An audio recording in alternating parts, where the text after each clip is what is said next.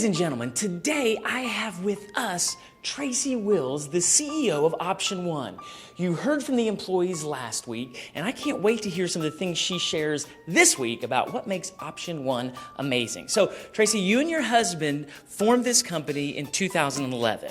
Is that correct? Around there? 6, 7 years old? 6 years old this summer, yes. Okay. What prompted, motivated you all to provide this personalized, customized infusion approach to serving people? Well, this is our second company that we started. Okay. So we had done this for about 16 years before and had sold that company and had a 5-year non-compete. So we knew from the beginning, after we sold that company, that we wanted to go back into this business. It was what we knew and what we loved. And we knew that there was a need for personalized infusion. We really didn't like the way that we saw a need in the market, and we felt moved and to fulfill that. So that's just our purpose in life. So we were very clear that that was what we were going to go back and do. And we wanted to go back into the market with a different approach. And medicine was becoming very personalized. And that was what we wanted to match up with our skill set. And that's what you did. We love people, and we love trying to make a difference and making it different, and didn't want to go back in with the same approach that we had last time. So we wanted to make it different, and didn't want to do the same thing. So we came up with a new service model. It's very cool. So a couple of things from that I think are very profound. First of all, your love for this aspect of serving people has somehow transferred into your employees. So talking to the variety, whether they were in the clinical work or in administrative business work, everyone had a real kind of passion for serving the end client and really having a heart for it. Do you hire people like that? I know that you hire good people, but how do you take kind of your heart and transfer it into the team that you have around you? Well, we definitely hire for that because not everyone is a fit for our organization. So we focus a lot on the hiring process. And I will tell you that a lot of our employees have been with us 20 plus years.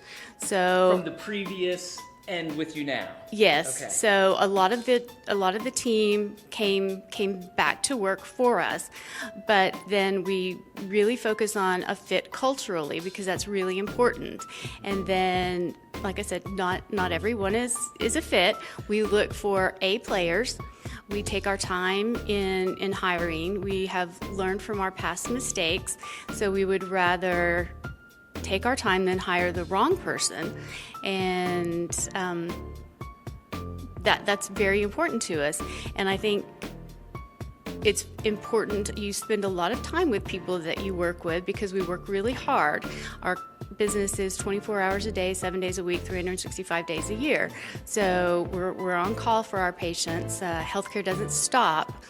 At the end of the day, it's not an 8 to 5 job. So you did hear people say that we have an atmosphere of fun, and fun is not always a verb in this environment. Fun is the paradigm. Fun is the way we think, because you can have fun at work and make a job that is mundane and sometimes repetitious.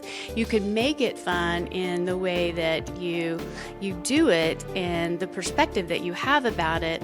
And I think that's what Jeff and I are good at, is making some things that you have to do every day the same way that's not necessarily fun. We've learned to make it that way by making a game out of it, so to speak. We've just learned how to do that and add that element to it and make that atmosphere in which you do it fun, and that draws people to us and keeps people with us. Let me just say, over and over and over and over again, people said fun. So that idea of you being able to incorporated into things that the general population wouldn't say, wow, that sounds like fun, doing monotonous, repetitive work.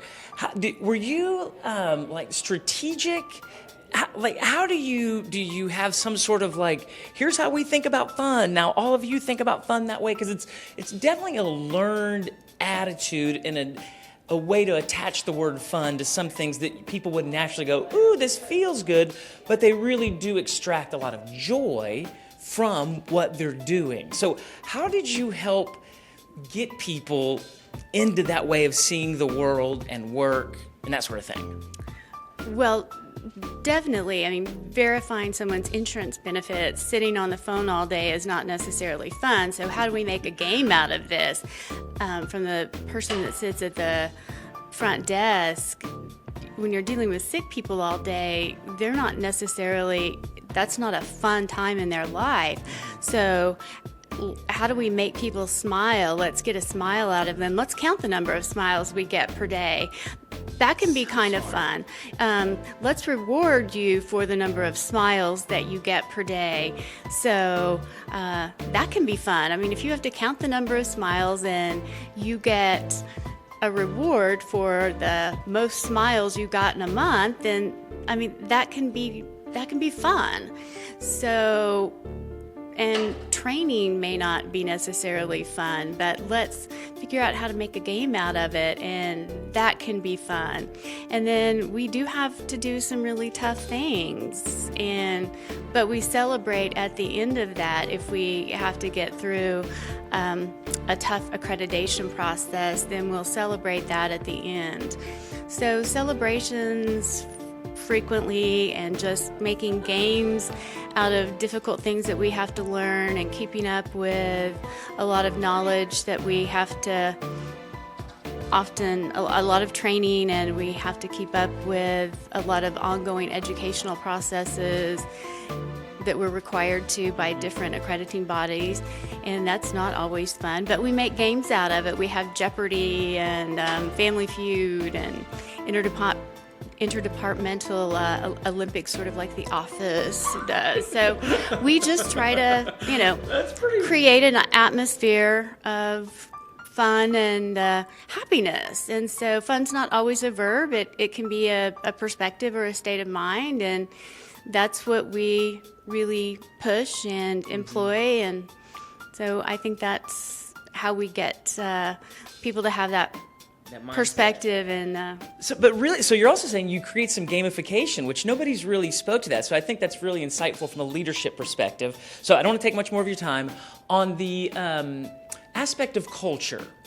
I've seen the MOCA, and so I know you have values around that, and people have the other thing besides fun, people are make it happen. No matter what around this place, they're gonna make it happen. It's that 24/7 spirit of getting to serve people who are in a time of their life that's not the most joyful. And so there's this high level of commitment to serve really excellently.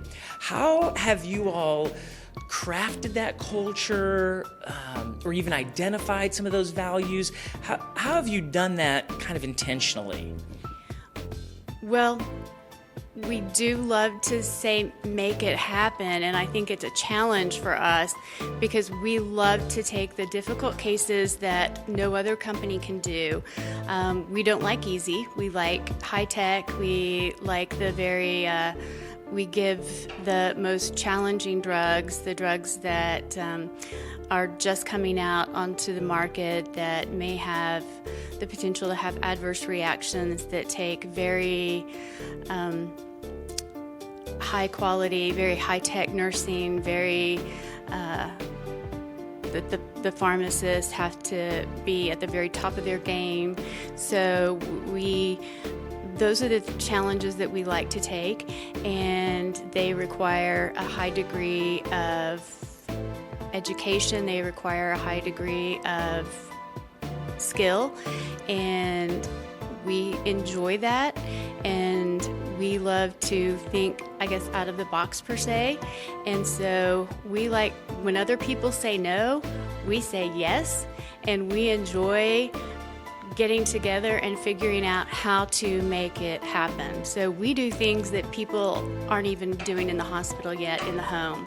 Wow. And we will figure out how to make it happen because we will pool our resources and our minds and our many years of experience together, and we make it happen. So that you do. that is our mantra. We don't say no. Yeah. We say yes, and we just figure it out because we may be the first in the country to do something, to employ a new type of technology, a new pump, or like I say, a new treatment plan. We may be the first in the country to give a new drug in the home care setting or in our infusion suites, but we're not scared of it. We get the training that we need, the resources. We will bring in experts in the field to teach us how to do it, and we're just not afraid. So we're like Nike, make it happen. So I think that comes from the top down, probably. Yeah. We're pioneers. Yeah, And that's we live amazing. Ladies and gentlemen, you heard her. Is there anything else these folks should know about what makes this place amazing? Well, it's always a we. It's a team. It's certainly not me. It's a team. It's the people here, and it's a group effort for sure. It takes a village, and I just couldn't be prouder to be the leader. So Jeff and I and the team we built, and we just enjoy what we do. And I think, if you're lucky enough to have a job like this once in your life, you've hit the lottery. I've had a couple of them, and so I think that I'm probably one of the most fortunate people on the planet and really, really blessed to get to do what I do. That's very cool. Ladies and gentlemen, you have heard here from Tracey just the innovative, pioneering spirit that helps starting at the top, but going down, it helps everyone thoroughly enjoy getting to do hard work. Listen, I am here to help you succeed at work.